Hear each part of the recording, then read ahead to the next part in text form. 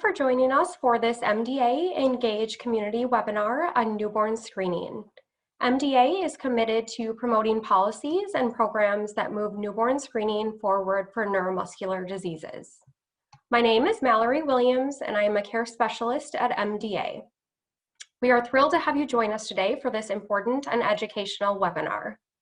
The webinar today is part of our larger MDA Engage flagship community event series, which focuses on bringing the neuromuscular disease community together around education and social opportunities.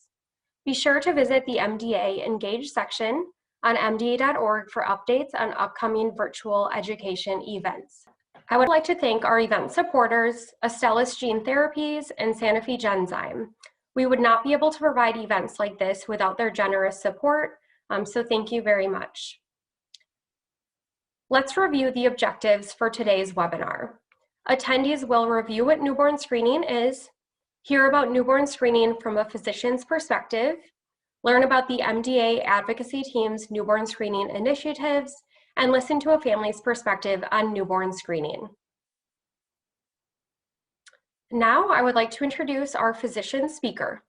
Dr. Marcia Felker is an assistant professor of clinical neurology.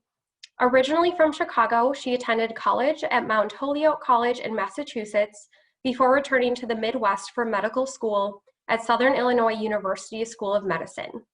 She did her residency training at Indiana University School of Medicine with residencies in pediatrics and child neurology, as well as a fellowship in clinical neurophysiology with special interest in EMG. She directs the Pediatric Neuromuscular MDA Clinic at Indiana University Health Riley Children's Hospital and has a strong interest in neuromuscular diseases. She is the Child Neurology Residency Director and is extensively involved in resident education. She lives in Indianapolis with her husband and 4 children. And with that, I would like to turn the webinar over to Dr. Felker.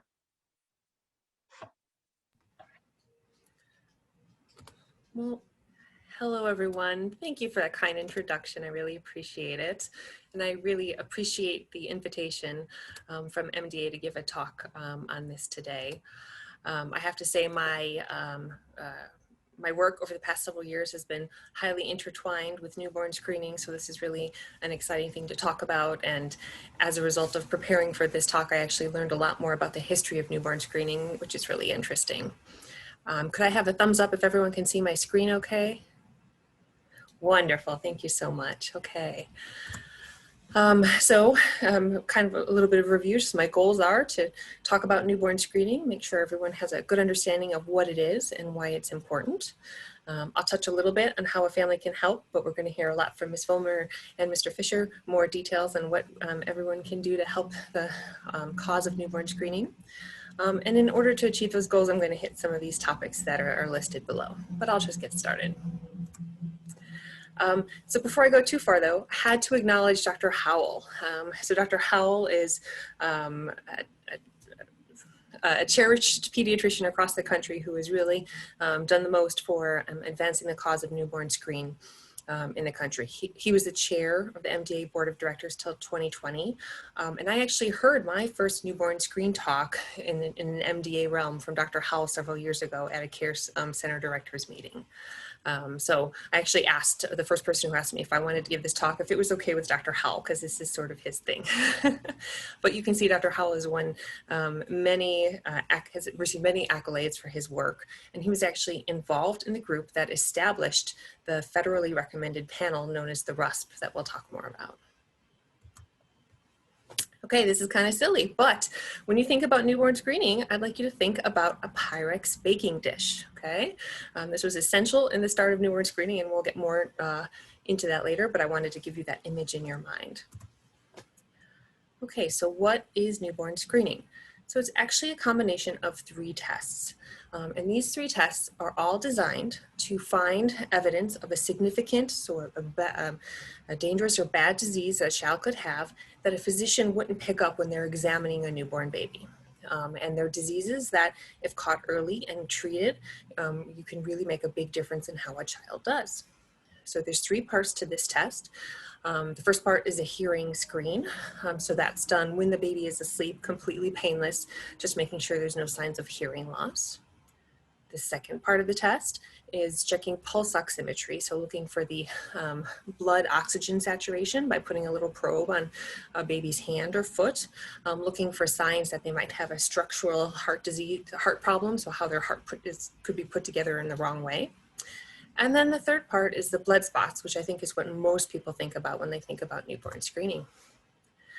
So then the blood is obtained via a heel stick. So I've seen this done a lot in babies whimper, but it's usually not easier than a blood draw. And the blood is obtained on this special filter paper, which is actually known as a Guthrie card for Robert Guthrie that we'll talk about. So these little circles on this filter paper are soaked full of the blood. And this test has to be done 24 to 48 hours after birth.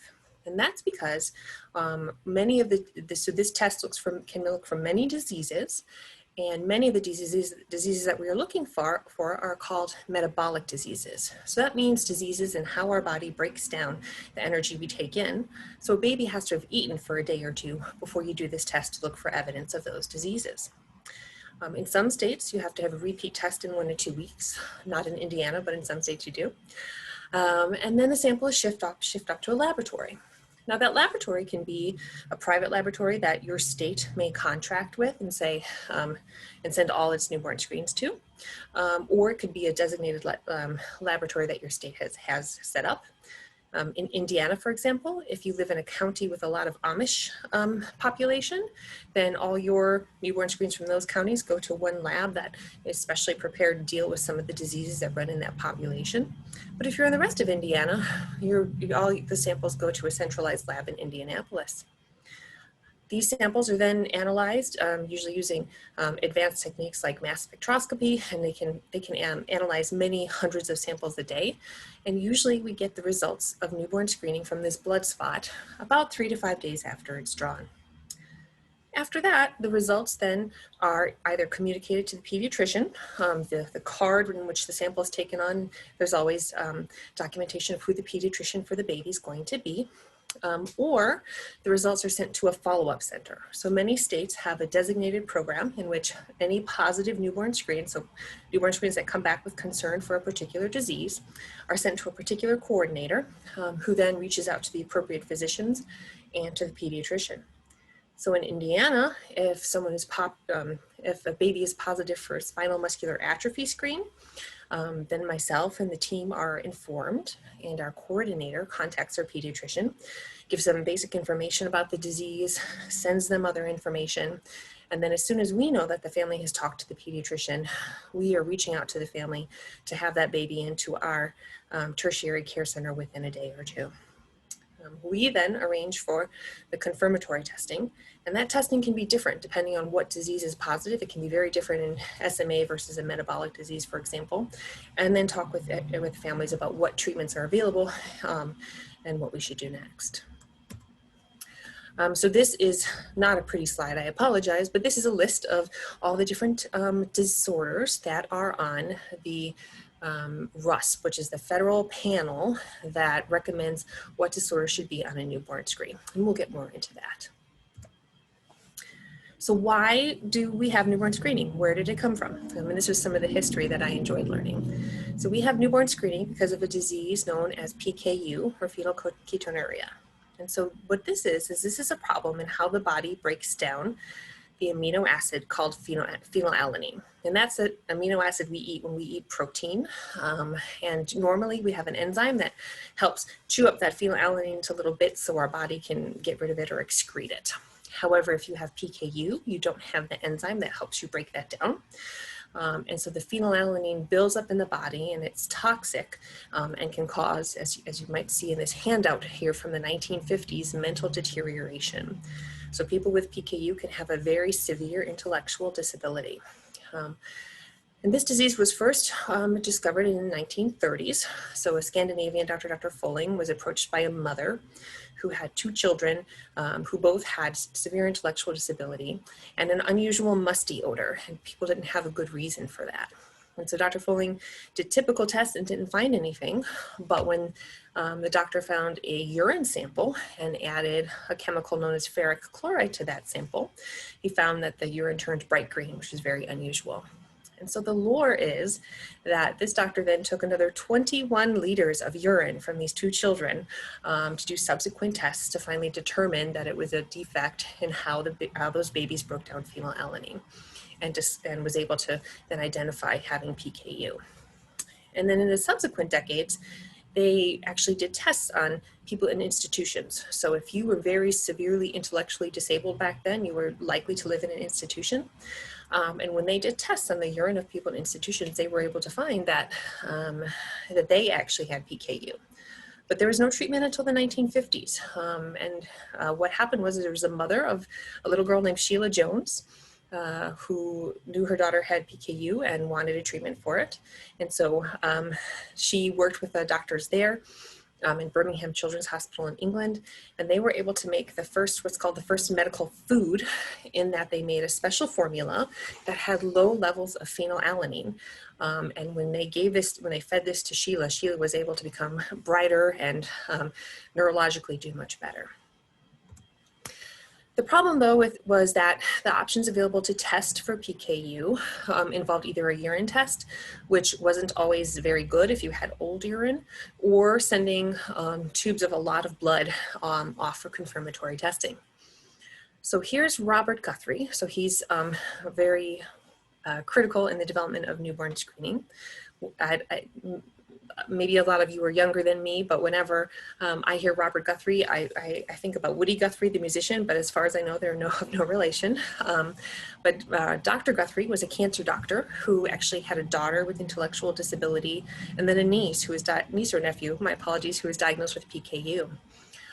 And so as he got involved with the doctors in that area, it turns out that they needed a way to really detect PKU early on, because often people weren't diagnosed until too late and there was too much damage to their brains.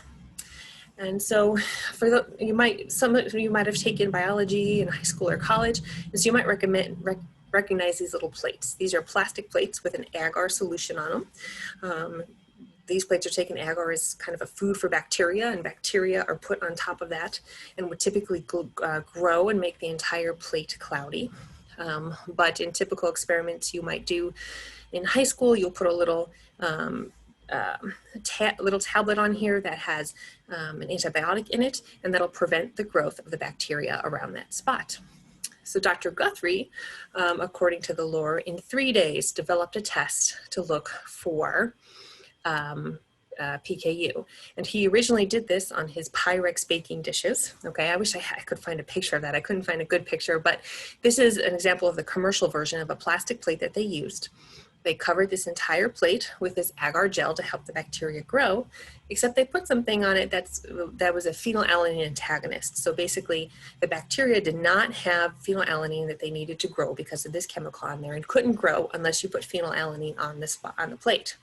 So each of these little spots on this plate represents someone's blood, and if the person had a high level of phenylalanine, then the bacteria could grow in an area around them. So this was really just revolutionary and really just an easy test that could be done on multiple patients at once and really change the world for newborn screening. And Dr. Guthrie went on to tour around the United States. He developed tests for several other disorders of metabolism. And by the 1960s, testing was mandatory in 30 states. And here you can just see another picture of a technician pouring the agar into plates, and then some more examples of patients who had the ring around them here, likely having high levels of phenylalanine in their blood. Okay, so from the 1960s to 2000, there was a lot of variability from state to state in terms of what diseases were tested. So the average in 2000 was approximately 6 diseases were tested per state, but the range was 4 to 50. So in 2002, the government asked the American College of Medical Genetics to develop some guidelines for screening. And this Secretary's Advisory Committee on Heritable Disorders in Newborns and Infants was developed. So it's a very long acronym, of course. But this group, with Dr. Howell on it, for example, looked at 81 conditions to see if they should be on the recommended uniform screening panel, so a federally recommended panel. And so by 2005, they had found 29 conditions that they felt met the criteria. So where are these criteria from? So these criteria are actually developed based on some criteria developed over 50 years ago by Wilson and Younger. They're famous criteria in terms of what would be appropriate for newborn screening. And so what they used was they wanted to make sure that this disorder would be detected 24 to 48 hours after birth. So that it was a test they were developing, something that would find this disorder in the time frame in which they wanted to test it. And they wanted to make sure it was a disease that otherwise wouldn't be picked up by a doctor's exam. You wanted to make sure the test is specific and sensitive, meaning that if you have it, you catch it. If you don't have it, you don't catch it. And you wanted to make sure that there was if they had early detection and you started them on treatment, that it was an effective treatment that really offered benefit to the patient. So by 2010, these recommendations were formally in place, and there was 30 diseases at that point, including this SCID, which is a severe combined immune deficiency. And by 2011, then all the states were testing for at least 26 disorders. So there was a lot of progress in that short period of time in terms of adding things to different states' newborn screening panels. Currently, there are 35 conditions on the RUSP, so federally recommended, but there's a lot of variability from state to state in terms of what is covered. So for example, Montana is a state in which they're not testing everything on the RUSP, it looks like, but many other states are testing presumably many of those conditions plus other conditions, often that parent advocates like Ms. Vollmer or others have brought to their state legislature to get them to add that to their newborn screen. There's also a federal panel, a federal way to add something to the RUSP. And this is actually just taken right from the website. They have it right on their website where you can have a nomination panel and you can nominate a certain condition. And then that work group will evaluate it. And if they agree, they will then send it out for an expert review that does an expert report reviewing how adding a disease to the RUSP would affect the newborn, would affect the general population, and would affect public health in general. And if the committee agrees that this is a good thing to add, it goes to the Secretary of Human Health Services, who then makes that decision. But as you've noticed, not everything on the RUSP is incorporated in every state, and there's a lag in getting this done. So the more recent diseases that were added to the RUSP were 2010, the congenital heart disease review, which is checking the pulse ox on the fingers and the toes. This severe combined immunodeficiency was on the RUSP as of 2010.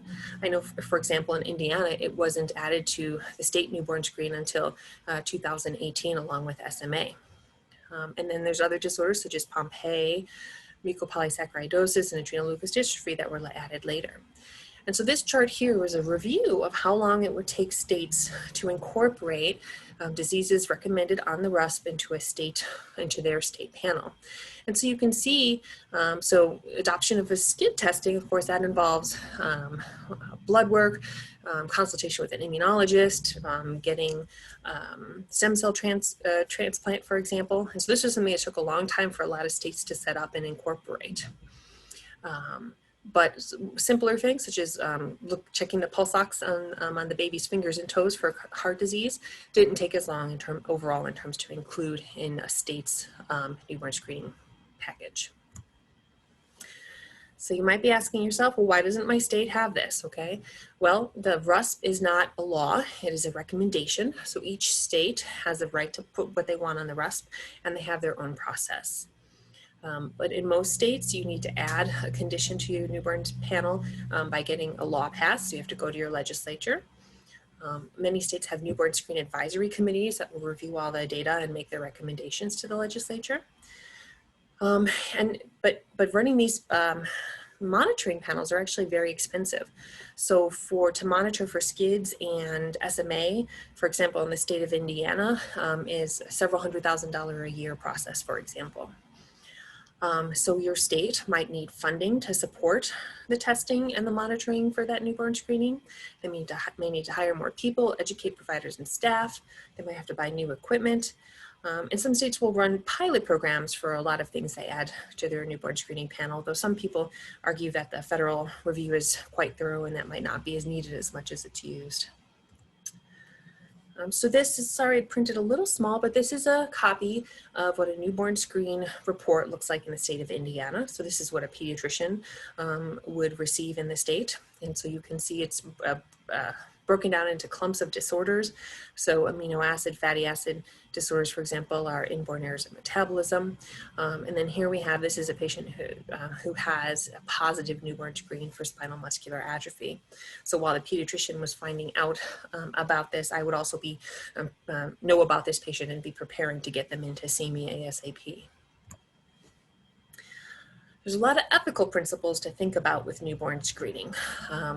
So number one is that there's a question of how much parental education is important. So I've had 2 babies in the state of Indiana, and I don't remember at all anyone talking to me about newborn screening at all.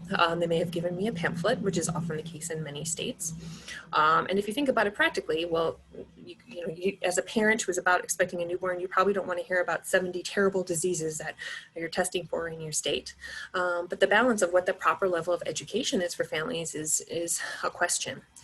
Most states in the US operate on opt-out testing. That means your newborn will be tested via newborn screen unless you specifically say, no, I don't want it. And that results in a lot more babies being tested. But once you have a positive newborn screen and you want to, your baby has to go undergo further testing. Sometimes there can be a clear answer, but sometimes there cannot. So it's already a very stressful process for families. And then the answer may be non-diagnostic or unclear. Sometimes the families go through a lot of stress to find out that their child is only going to have a very mild disease or a disease that might not come on for years and years. And so there's some good and bad with that. Sometimes for some disorders, you can find out that a baby is simply a carrier. So they may only have, for example, in many cases, just one bad gene or one gene with a mutation and the other one is fine. So they'll never have the disease. And typically, we don't do genetic testing to see if someone's a carrier for a disease until they're an adult, so they can understand all the implications of having that done. And some people argue that we're taking away a little bit of a baby's autonomy in getting this testing done as an infant before they have the right to decide if they want to know that information.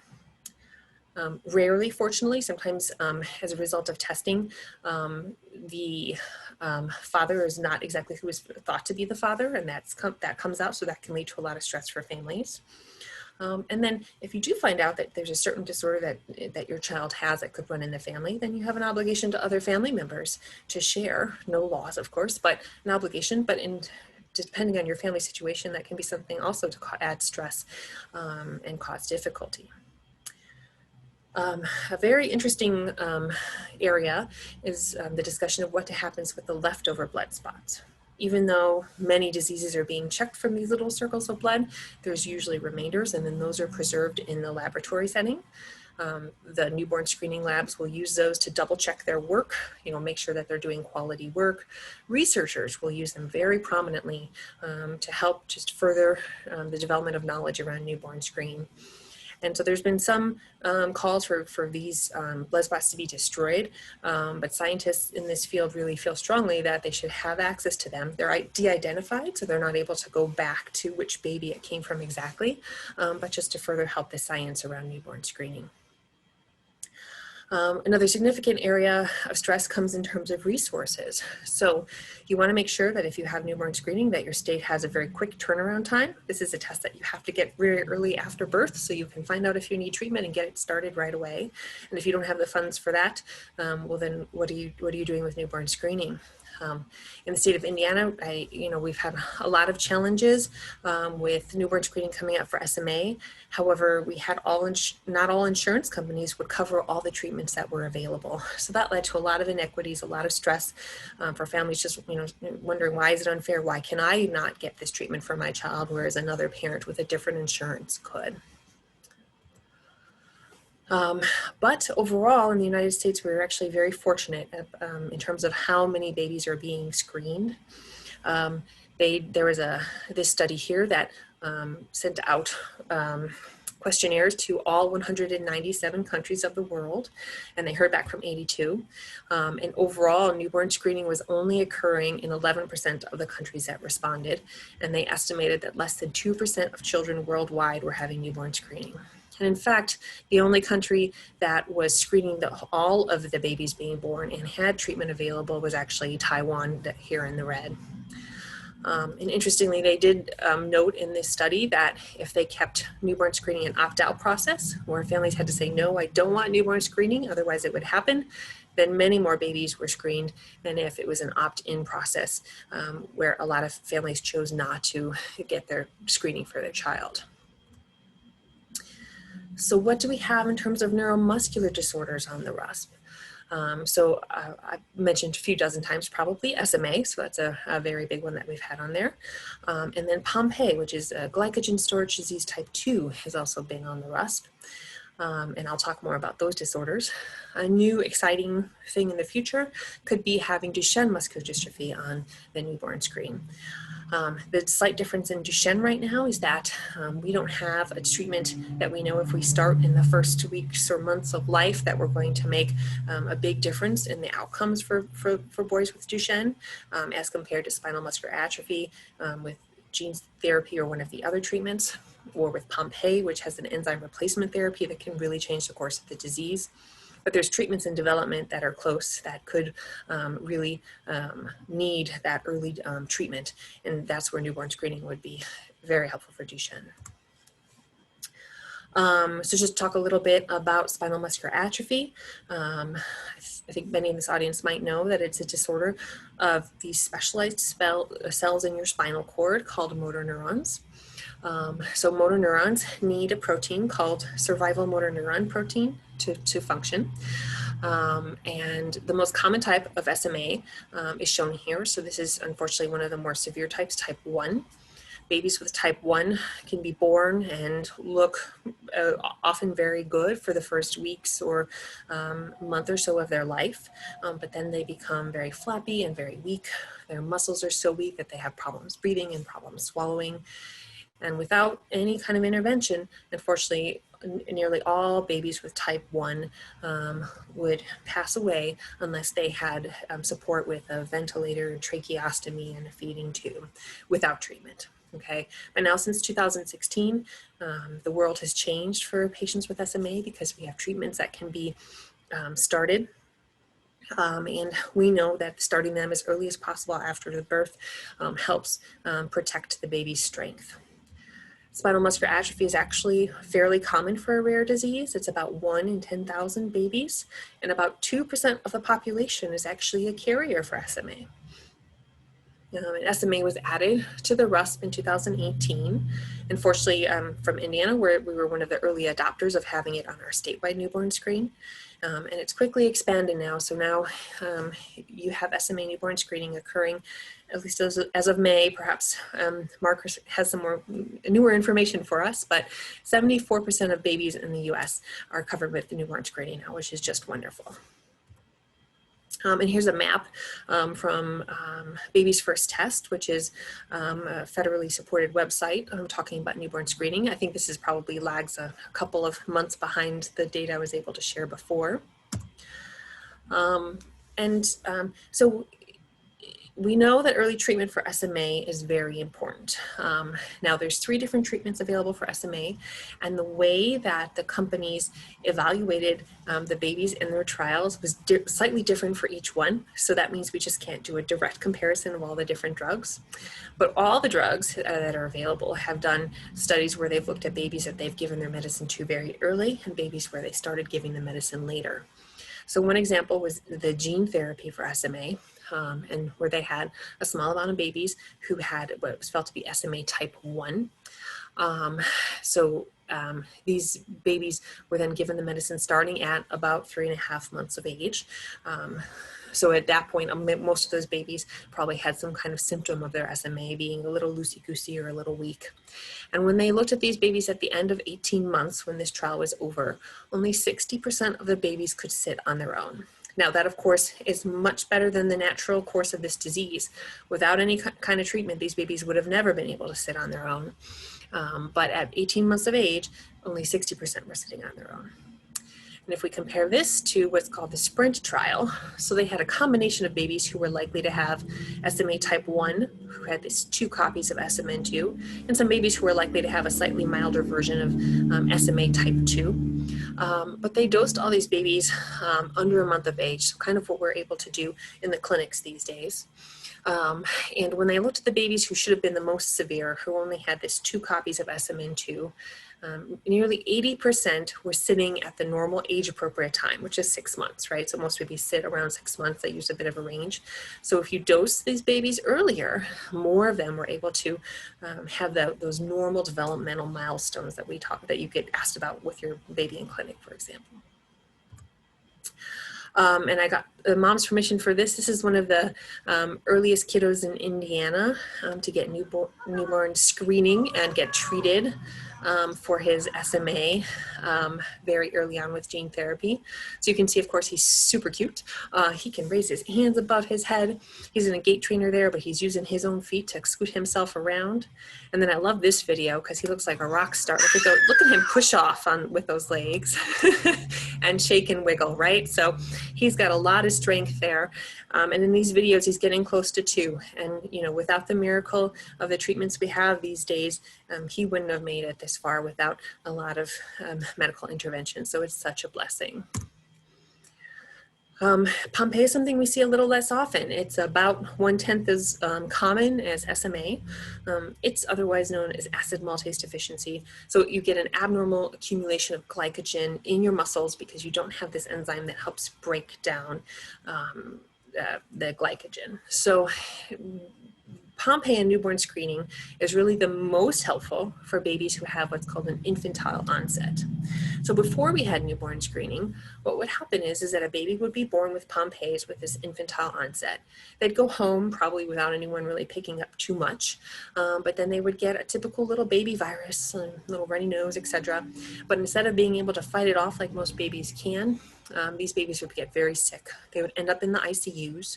People would say, wow, this baby's really sick. They would look at the baby's heart, trying to figure out what was going on, and find out that the baby's heart was very thick and swollen and big, a cardiomyopathy, which is unusual for a small baby.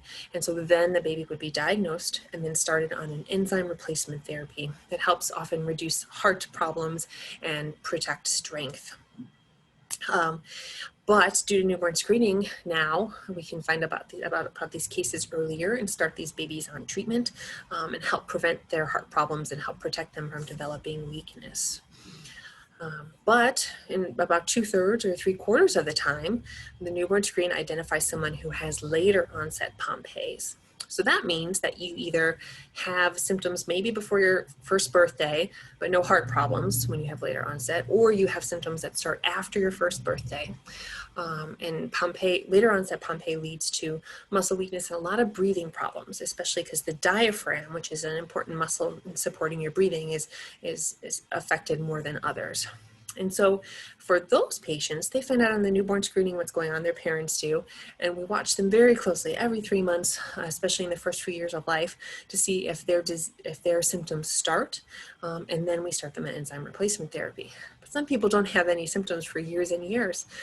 So while it's such a positive thing to help identify the babies with infantile onset, some families could be, have watchful waiting and the stress associated with that for a long time. But Pompeii was added to the RUSP in 2015 and is now gaining, you can see more states that have screening for Pompeii. And there's similar studies showing that starting enzyme replacement therapy for infantile onset Pompeii is critical. Even if you compare those who got it in the first 2 weeks of life versus the 3rd and 4th week of life, you can see a big difference in how those babies do in the end in terms of their muscle strength. So Mark is going to go over this in much more detail, but the basic names of the laws associated with newborn screening and funding for it would be the Newborn Screening Saves Lives Act. And so it was initiated in 2007, reauthorized in 2014, and now they're working on it again now. So you'll hear more about that. And so near close here, I just wanted to review some newborn screening facts. And this is from a website in support of newborn screening, but that we're reaching 4 million newborns in the US every year with newborn screening. Approximately 1 in nearly 200 have a condition that can be detected through screening. So 1 in 200 that we can make a big difference in their life. And really using the examples of SMA and Pompeii, we can really catch them sometimes even before symptoms start, and really give them life-saving and treatments, and certainly those that help improve their quality of life. So what can you do? So I think there's if you don't have newborn screening for neuromuscular diseases in your state, I think you can push for that. If you do, if your state is well covered with newborn screening, I think there's a lot of issues with equity that we need to talk about.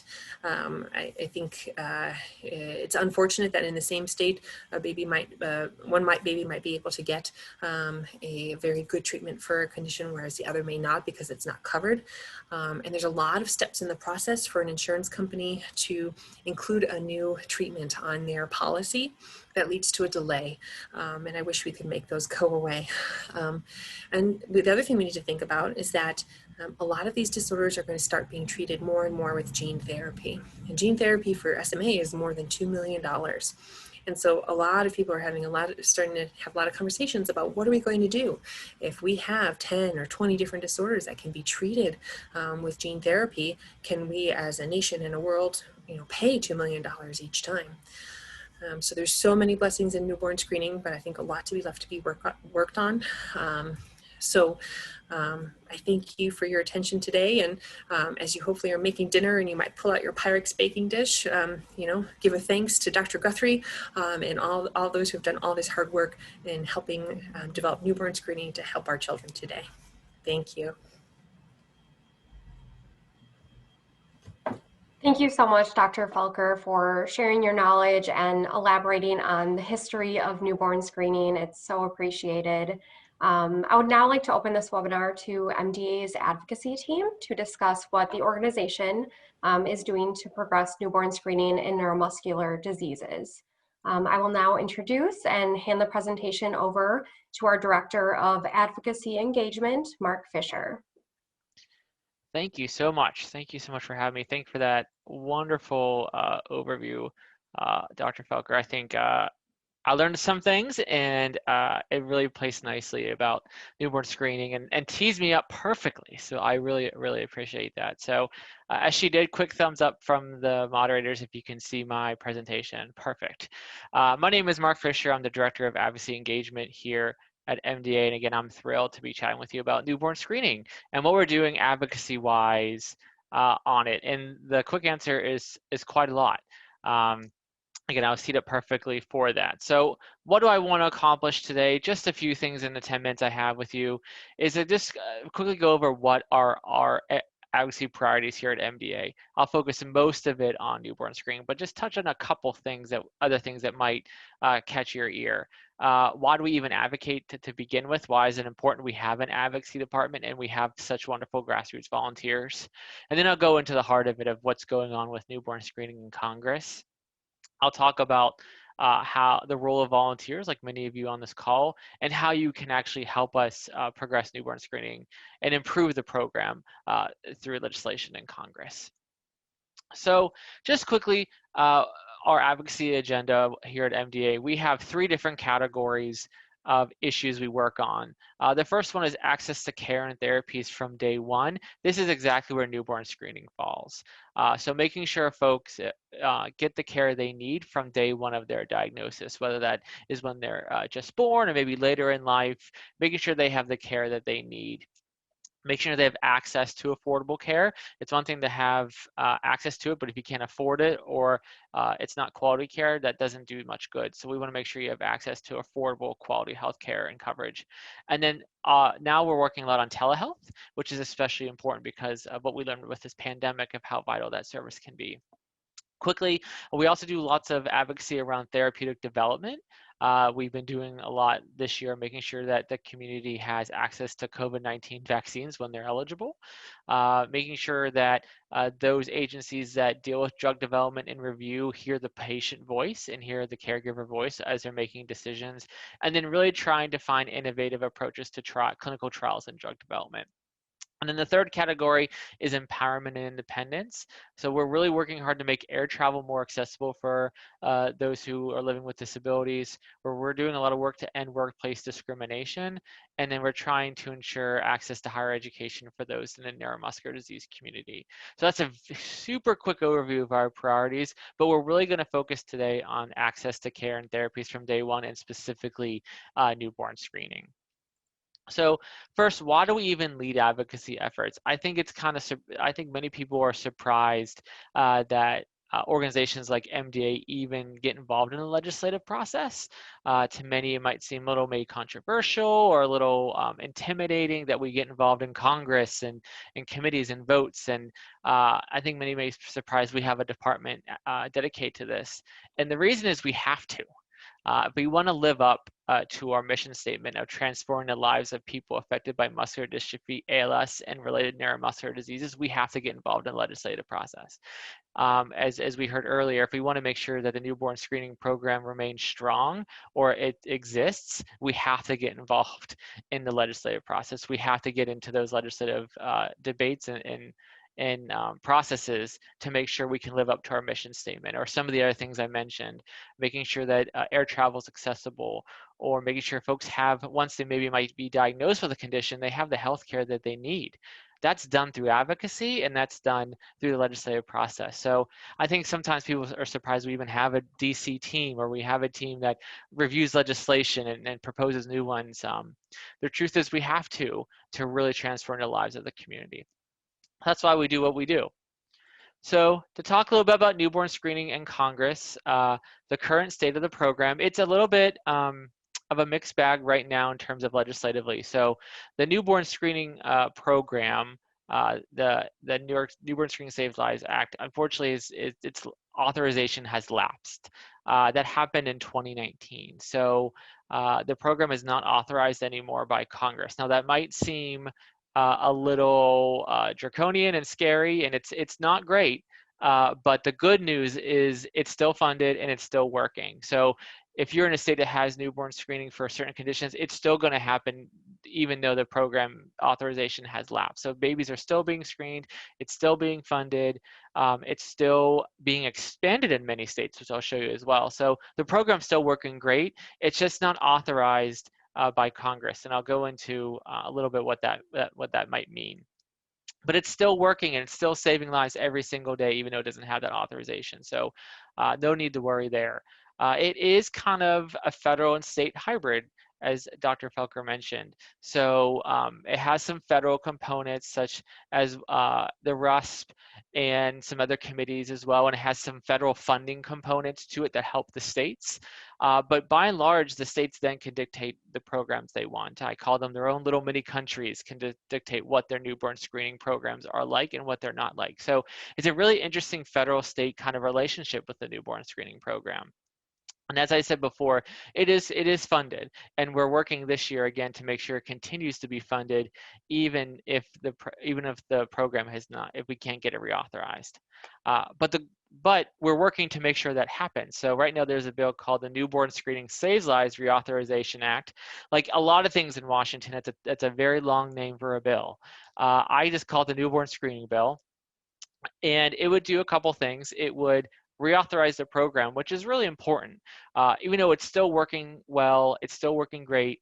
As it keeps moving past its reauthorization date, it gets a little bit more difficult to amend it. It gets more difficult to fund it.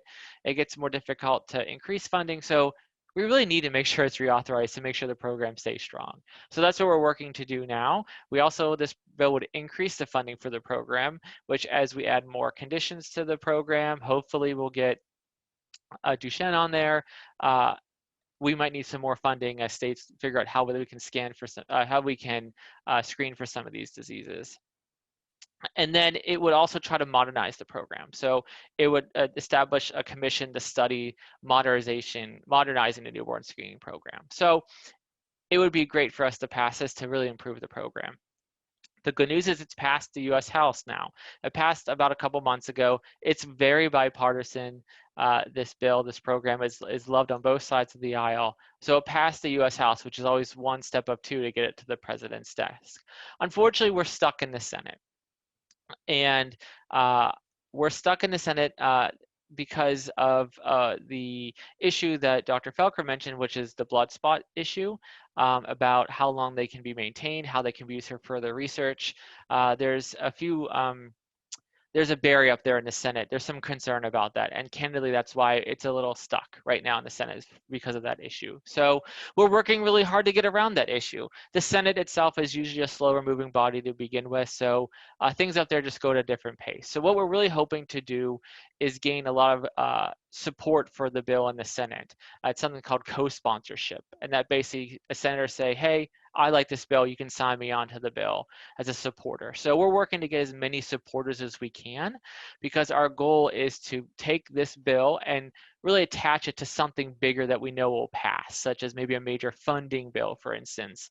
And if there's a lot of senators that say, hey, I really like this bill, I'm okay if you put this bill on our end of year funding, just do that, that's fine with me. So the more support we can get for it, the more likely that process will happen and we can overcome any hurdles we face in the Senate. So we're still pretty optimistic this will happen, but we're just not quite there yet. But again, the program is still operating fine. We're still saving lives. We're still screening newborns. We just want to reauthorize and strengthen, and that's what this bill will do. So lots of maps today. This is my version of the map that you saw earlier of with SMA and Pompeii, which state screens for what. Depending on the site you look at, you might see a little different maps. Some organizations count pilots as being real as counting, some don't. So you might see different versions as a map that might be slightly different depending on who counts what. But the good news is if I showed you this map a year ago, it'd be a lot less colorful.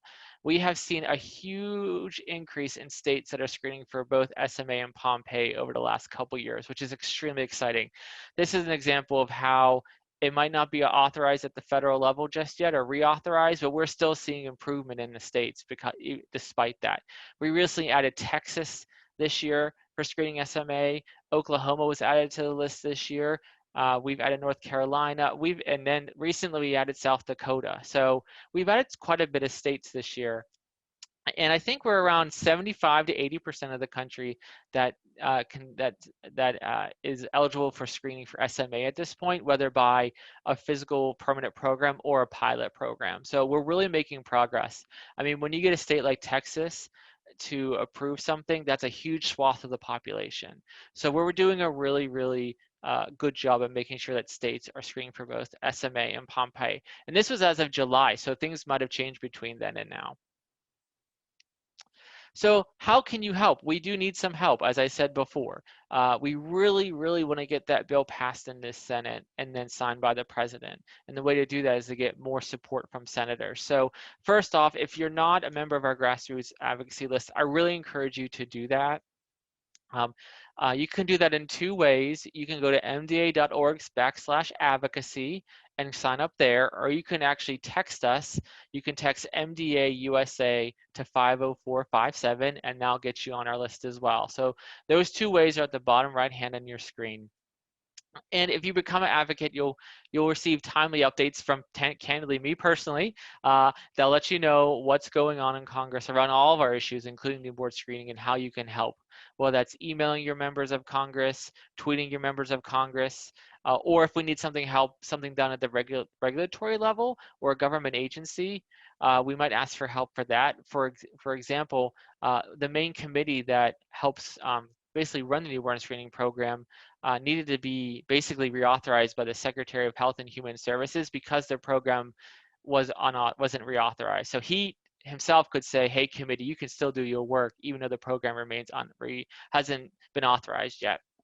That's the sort of thing that we have our advocates contact. So we had over 1,000 volunteers contact the Secretary of HHS and tell him to please restart this key committee. So there's a lot of things our advocates do to help with newborn screening. We also had a couple help in South Dakota, get that passed in South Dakota. We've had help in Texas. We've had help in Virginia, North Carolina, to really get those states to adopt newborn screening in their states. But if you join a list, you also will be invited to educational webinars we do. We do those about once a month, and we'll invite you to share your story with us. And I know we'll be hearing a story later today. And then also, we have people visit their members of Congress. So right now it's virtually, but hopefully get back to a point where we can have folks visit their members of Congress in person. The screen, the picture there is from our lobby day in 2019, where we brought our volunteers to DC to lobby their own members of Congress on issues, including newborn screening. We ask that people can call their member of Congress, they can write blogs and other pieces for us, and they can organize in our community. So if you're interested in joining us and helping get this passed and over the finish line, or any of the advocacy topics I talked about, all you need to do is sign up, and those two ways are on the bottom right hand of your screen. And with that, you can always contact us here in advocacy at advocacy@mdausa.org. I personally check that daily, maybe multiple times a day. So you're basically emailing me, and I'll email you back personally. So that's what we're doing in advocacy. And I know once we can get some more help, we can get some of these this bill over the finish line. That will just strengthen the already great work that the newborn screening program is doing. So with that, I'll turn it back to the moderator and go to the next speaker. Thank you so much, Mark, for being here and expanding upon MDA's advocacy initiative and agenda, especially specific to our newborn screening involvement and how participants can help as well. Last but certainly not least, I would like to introduce Adrian Vollmer. Adrian is the Kier SMA Indiana chapter leader and mom to son Graham, who is 6 years old, living with SMA type 1. As chapter leader, Adrian works with newly diagnosed families in the state of Indiana to make sure they have good direction on care options and supports with connecting them with equipment pools and other necessary resources. She worked closely with state legislators in 2019 to get SMA added to Indiana's state newborn screening. Adrian lives in Westfield with her husband, Nick, and 3 children, Ben, who is 11, Lucy, 9, and Graham, 6. So I'll hand it over to you, Adrian, and thank you again for being here. Thanks, Mallory. I appreciate that. And this has just been wonderful to listen to Dr. Felker give such a nice overview of the newborn screening process and how it started. I found that really fascinating, so thank you. And Mark, just loved hearing from you as well, just on what the MDA is doing to help push everything through and some of the advocacy efforts that you have out there.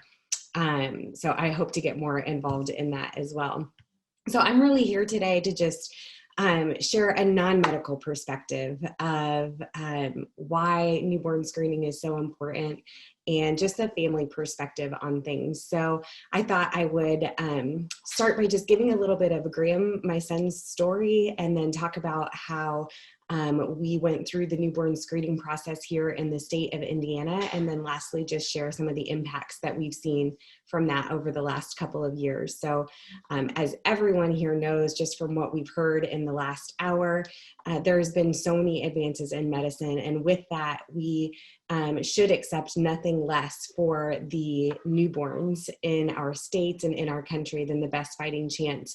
And really that begins with newborn screening, because what that gives us is knowledge. That knowledge is power, and early detection can be key for some of these children that we're screening. So nobody's going to advocate for them like we will as their families. And so I just hope to really drive home the point that as parents and family members, or even individuals impacted by some of these diseases that we've been talking about, that nobody can be better advocates than we can be, because it's very personal for all of us. So for us, my son Graham was born in 2015, and Within days of his birth, we started just noticing some things that weren't like our other children. I had had 2 children prior, and he wasn't hitting some of his milestones with movement. He was having trouble swallowing and eating.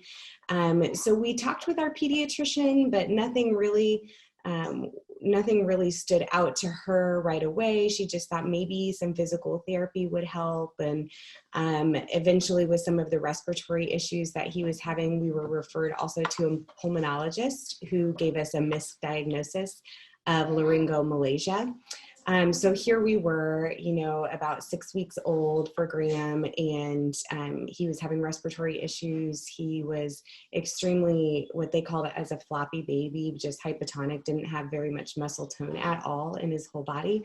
And we had seen a pediatrician, we'd seen a physical therapist, we'd seen a pulmonologist, and nobody was able to tell us what was going on with Graham. And it was getting really frustrating. And finally, we had been referred to a neurologist, but our appointment was a little far out, and it took an emergency room visit to get us with Graham, and he was actually in respiratory distress, to get us into a neurologist appointment, where we were then immediately admitted to the hospital. With that admittance for Graham, we were able to do the blood work, and he was then diagnosed with SMA type 1. And Dr. Felker was actually the one to stand across the hospital bed and give our family that news and share with us that not only was he diagnosed with SMA type 1, but at the time there was no treatment, there was no cure, and that we should take him home and love him, because there was not a lot that we were going to be able to do to help our son. And hearing news like that, as I'm sure many of you can relate to, is really devastating. And at this point, he was already almost 8 weeks old, and the disease progression had gone really far. He only had movement from the elbows down. It was impacting his respiratory status. He no longer had the ability to eat anything by mouth. And so SMA had already had a full grip on his body. Thankfully, we were able to get Graham into a clinical trial. That clinical trial was for a drug that was then 1 year later, the first FDA-approved treatment drug for SMA. So Graham had early access to that drug through the clinical trial. We truly believe that saved his life. It gave us a reason to really want to take action, because now there was an FDA-approved treatment. And as you heard earlier from Dr. Felker, one of those very important criteria for getting something added to a newborn screening is that you have a treatment available that's going to make an impact if there's early detection. So that's just a little bit of Graham's background. The next thing I'd like to share with you is just kind of the process that we went through to get SMA added to the newborn screen here in the state of Indiana. As soon as the FDA approval came through for that first treatment drug called Spinraza, I got on the phone and I made several phone calls to a state representative that we knew through mutual family connections, as well as getting in touch with the office for my local state representative. And through both of them, Donna Shively and Doug Guthrie, we were able to get them to agree that this was an important bill, an important reason to write a bill. And so they had a bill written, and then we began the process. So once there's a bill written, you can start to lobby for the approval of that at the state level. That bill gets assigned to a committee, and ours was assigned to the health committee. But first, before we met with anyone from the health committee, we sat down with the commissioner of the Ways and Means Committee. And Dr. Brown was kind enough to give us a meeting, and that just helped us ensure that we weren't going to run into any roadblocks from the Ways and Means Committee, which essentially meant that they would find a way to fund this bill if it were to get passed. So that was a huge step in the process. After that, we were able to testify in front of that House Health Committee.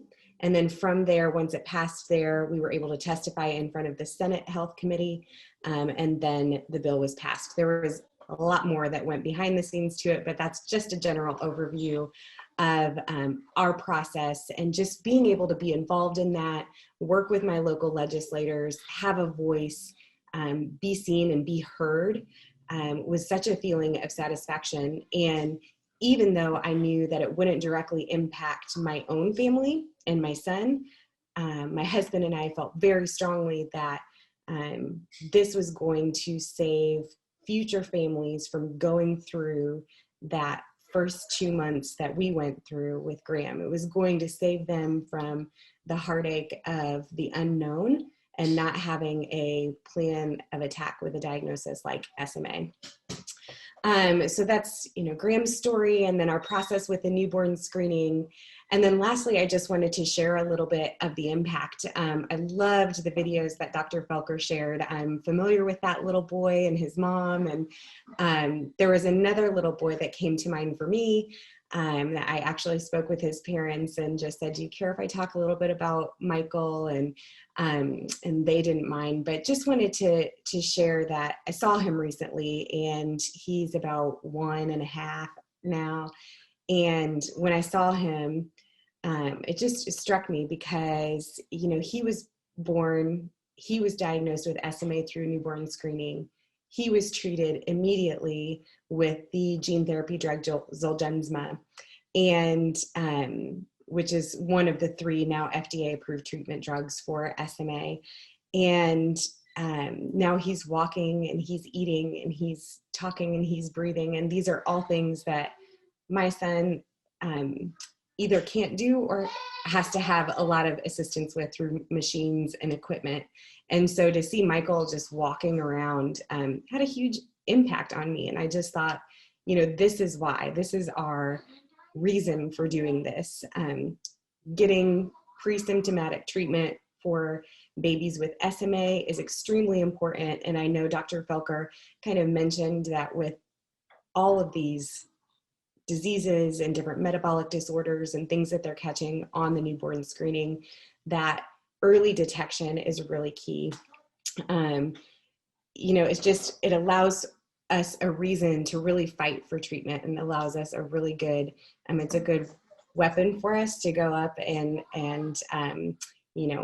ask for this newborn screening is when we have examples to show of why that early detection is key. So thank you for letting me share a little bit of Graham's story and our experience with the newborn screening process, and just some of the impacts that that's had on not only our lives, but the lives of the SMA community, both here in Indiana and nationally. I just really encourage families, if I can, to just not be afraid to be a voice for those who don't have one. It's the best gift that we can give to them. So hopefully that's helpful and inspirational to somebody that's listening.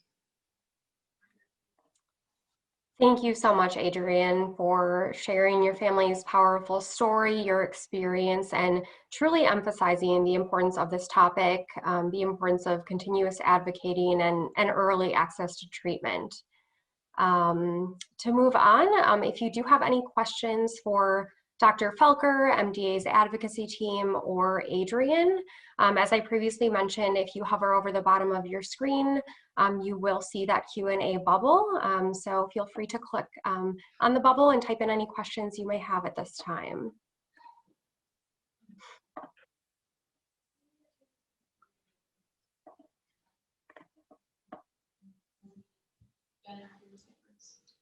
Okay, I do see a question. I know this webinar is more related to newborn screening. However, if you have a 50% chance of passing on your gene to your future offspring and decide to do the IVF route with pre-implantation screening, would that testing include MD disorders? Or is that something that has to be specifically requested for and paid for out of pocket? I'm assuming insurance companies currently do not cover this type of screening. Dr. Felker, are you able to speak on that at all? I have to admit, I'm not a geneticist, and I don't do a lot of what we call maternal fetal medicine. I do know that there are what they call cell-free screens that can pick up SMA at this point, but I'm not aware of other muscular dystrophies. So I'd have to encourage you to talk to your OB-GYN or your fertility specialist more about those details. Sorry. Thank you, Dr. Felker.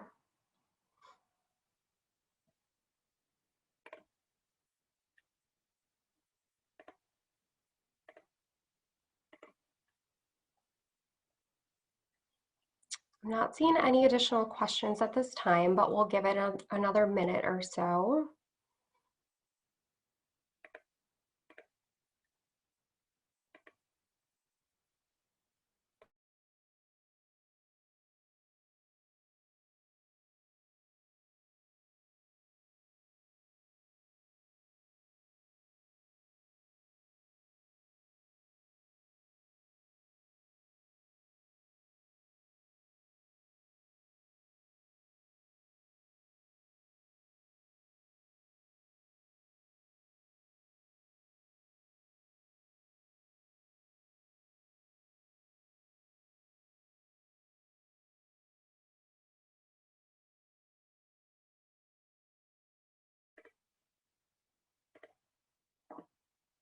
All right, well, it looks like there was just one question.